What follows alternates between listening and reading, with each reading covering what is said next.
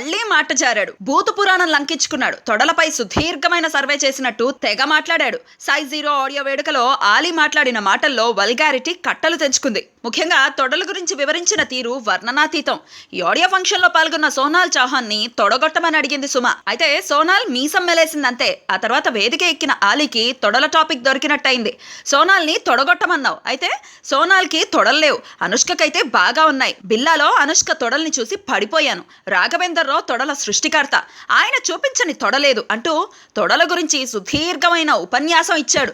Ali mic పట్టుకుంటే ఎన్ని బూతులు వస్తాయో మరోసారి సైజ్ జీరో ఆడియో ఫంక్షన్ నిరూపించింది. అనవసరంగా తొడల సంగతి ఎత్తాను భగవంతుడా అంటూ సుమ కూడా సిగ్గుతో చచ్చిపోయింది. ఆలీ ఎప్పుడు మారుతాడో ఏంటో.